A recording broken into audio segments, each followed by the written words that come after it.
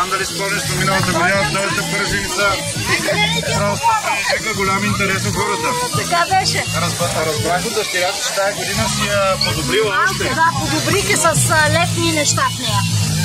И тиквичка, и пътладжанче. Миналата година беше септември в Берковица, сега в началото на лято има повече. Да, има повече зеленчуци, малко с допълнителни екстри.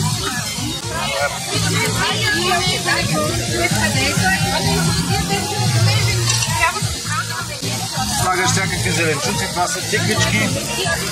Такива и пътладжанче ще сложа. Да има всички. Ай, ще го подобря с малко винце. Така да върви се. Правите ли си винце там в Слатина? Мъжът ми е голям любител. На винцето. Любител, ама... Любител не да го пие, да го прави. Да събираме внуци, деца, всичко е там. Да. По масата с такива кутийки, винце. Едно време какво разправяха бабите, че като види непослушни децата, слагат им по парата вино и след това да слушат, да. Научиха се и попиват малко винце, а пазета беше от любимец, той се научи, въобще не беше пил вино. А сега го харесва. Имат хубави вина, обаче виж, той се е научил при вас. Не се е научил, при нас се научи. Сега много си пиват бяло винце, особено. Правиме бяло, червено, всичко слагаме, ракинка си печене и всичко има. Селска къща. Накарчала съм чиста гражданка, ама съм се научила. Това съм от Берковица, ама съм кореняк. Обаче сега се научих на всичко там.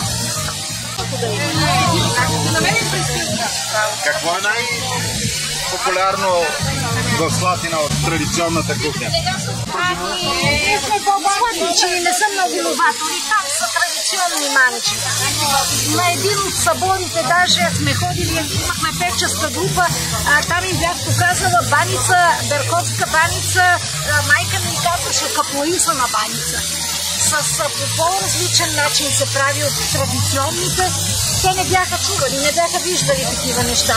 Сърни, примерно, с лозови шунки никога не бяха правили. Много неща и аз съм им вкарала.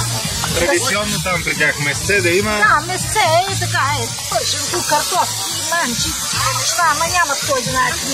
Ето, вие привнасяте от да, градската по положение, да.